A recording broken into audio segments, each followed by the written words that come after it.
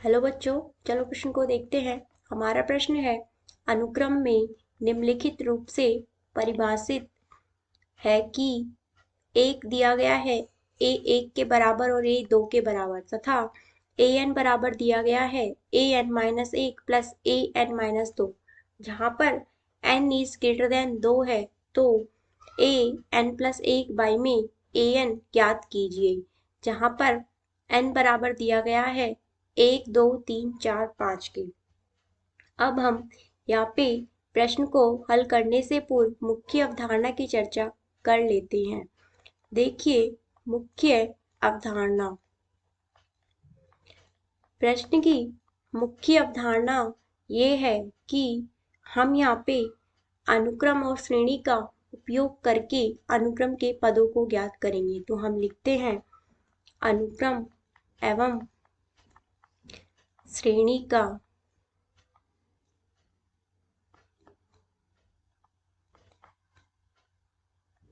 देखिए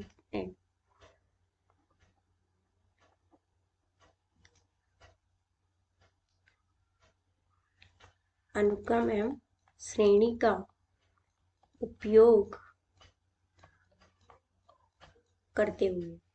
तो अब हमें प्रश्न में दिया गया है, एक बराबर दिया गया है पहला पद और दूसरे पद के, और हमें साथ में दिया गया है कि इसका nवां पद दिया गया है A N minus 1 plus A N minus 2 के।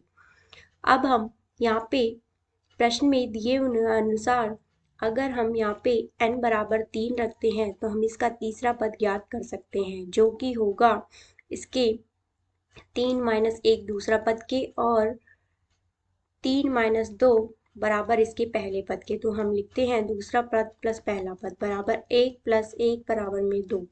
इसी तरीके से अगर हम यहाँ पे n बराबर 4 रखते हैं तो इसका चौथा पद होगा, वो होगा इसका तीसरा पद प्लस दूसरा पद बराबर में 2 प्लस में 1 बराबर में 3। इसी तरीके से अगर हम यहाँ पे n बराबर 5 रखते हैं तो इसका पांचवा पद होगा, वो होगा इसका चौथा पद प्लस तीसरा पद।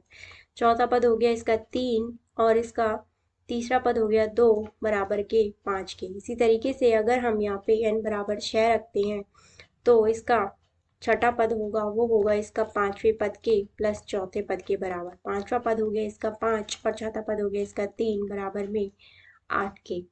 अब हमें प्रश्न के दिए अनुसार हम यहाँ पे देख सकते हैं कि पहला पद हो गया हमारा 1, दूसरा पद हो गया हमारा 1, तीसरा पद हो गया हमारा यहाँ पे 2 और चौथा पद हो गया हमारा यहाँ पे 3, पांचवा पद हो गया हमारा यहाँ पे 5 और छठा पद हो गया हमारा यहाँ पे 8। इस तरह के हम इनको लिख सकते हैं 1, 1, 2, 3, 5, 8। अब हमसे पूछा है प्रश्न में ए एन प्लस 1 बाई में ए एन ज्ञात कीजिए। इसी तरीके से जब n बराबर क्या हो, 1 2 3 4 5 हो, तो अगर हम यहाँ पे n बराबर 1 रखते हैं तो हमारा होगा ए एन प्लस 1 बाई में ए एन होगा जो हमारा, वो होगा ए 2 बाय ए 1 बराबर 1 बाय 1 बराबर में 1। इसी तरीके से n बराबर 2 रखते हैं तो यहाँ पे होगा हमारा 2 प्लस में 1 बाई में ए 2, तो मतलब तीसरा पद बाई में दूसरा पद। तीसरा पद है जो है हमारा दिया, हमने निकाला है उसे 2, तो हम 2 बाई में 1 बराबर में 2। इसी तरीके से अगर हम n बराबर 3 रखते हैं तो यहाँ पे हो गया हमारा ए 3 प्लस 1 बाई में ए 3, मतलब चौथा पद बाई में तीसरा पद। तो चौथा पद है जो हमने ज्ञात किया है अभी, वो है हमारा यहाँ पे 3 और तीसरा पद है जो कि है इसका 2, तो हमारा ये आ गया यहाँ पे 3 बाई में 2। इसी तरीके से अगर हम यहाँ पे n बराबर 4 रखते हैं तो हमारा हो गया ये 4 प्लस 1 बाई में ए 4, मतलब इसका पांचवा पद बाई में इसका चौथा पद। पांचवा पद जो हमने ज्ञात किया है अभी, वो है हमारा यहाँ पे 5, तो हम यहाँ पे लिख सकते हैं 5 और चौथा पद जो हमने ज्ञात किया है वो भी हो गया हमारा यहाँ पे 3।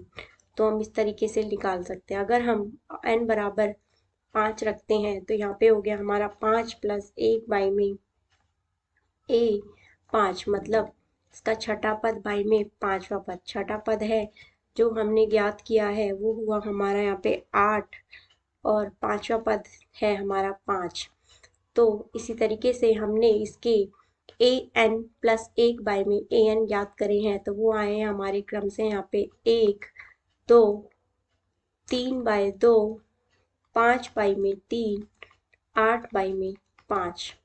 अतः हमने प्रश्न की मुख्य अवधारणा का उपयोग करते हुए हमारे प्रश्न का सही उत्तर ज्ञात कर लिया है। आशा करते हैं आपको समझ में आया होगा। धन्यवाद।